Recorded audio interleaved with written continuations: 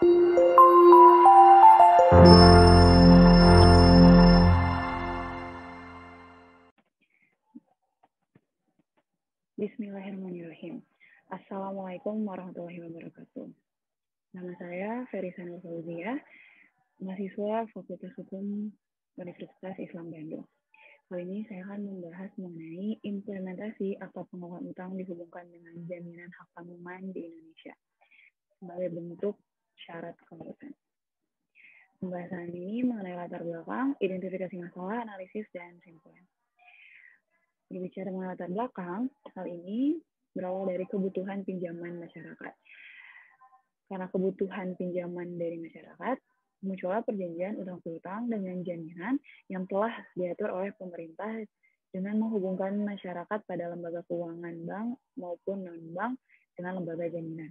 Berarti dalam kaitannya ini mengenai jaminan atas hak kebendaan.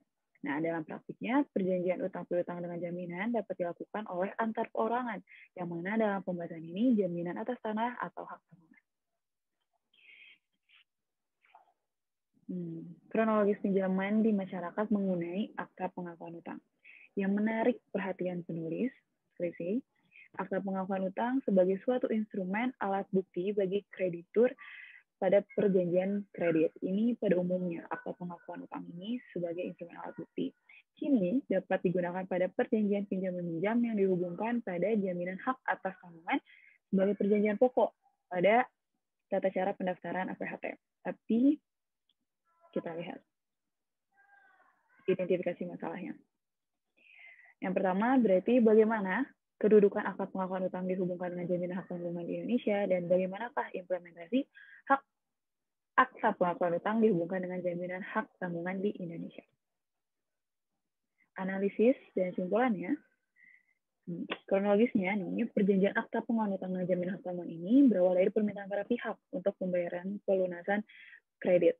Jadi debitur meminjam kepada kreditur dengan janji mengembalikan utang tersebut sebelum akhir tahun. Dijaminkan dengan sebuah sertifikat tanah. Jadi debitur memberikan jaminannya berupa sertifikat tanah. Setelah sepakat, para pihak ini mendatangi notaris guna melegalisasikan sertifikat tanah tersebut sebagai sebuah jaminan. Atas kehendak para pihak tersebutlah, notaris membuat Akta Pengakuan Utang ini sebagai perjanjian pokok untuk dapat didaftarkan kepada Badan Pertanahan Nasional atau BPN, jaminan hak tanggungan. Nah, membahas tentang kedudukannya, kehadiran Akta Pengakuan Utang sebagai akta otentik telah diatur pada pasal 1868 dan pada umumnya akta ini bersifat sepihak.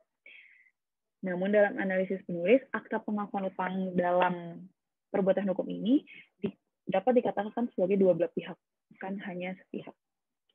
Kemudian membahas mengenai implementasinya, perjanjian ini telah memenuhi syarat sah suatu perjanjian pada pasal 1320 KUHP Perdata yang ada 4 itu. Akta Pengakuan Utang juga dianggap sebagai perjanjian pokok untuk memenuhi kehendak para pihak atau pribadi, karena ini tidak membawa lembaga manapun, yaitu hanya membawa lembaga jaminannya, yaitu hak tanggungan, yaitu menjaminkan sertifikat tanah guna jaminan hak tanggungan. Buat dilakukan dengan tata cara pendaftaran hak tanggungan dengan menyertakan Akta Pengakuan Utangnya bersamaan. Nah, kesimpulannya, implementasi Akta Pengakuan Utang tersebut dikehendaki oleh kreditur dan debitur. Keduanya juga merupakan bukan suatu lembaga atau badan hukum, melainkan pribadi yang menginginkan adanya perjanjian utang piutang dengan jaminan berupa sertifikat tanah. Untuk memenuhi kehendak tersebut, notaris menganggapnya Akta Pengakuan ini sebagai suatu perjanjian pokok yang diterima pula oleh BPN, sehingga dapat dijaminkan sebagai hak tanggungan. Hal ini juga sudah sesuai dengan undang-undang yang berlaku atau sah di mata hukum. Masyarakat pun telah mulai mengenal cara ini untuk mendapatkan pinjaman. Namun, kedudukan Akta Pengakuan Utang tidak secara jelas diatur pada UHT sebagai satu-satunya aturan janjian hak atas tanah atau hak tanggungan. Terima kasih atas perhatiannya. Wassalamualaikum warahmatullahi wabarakatuh.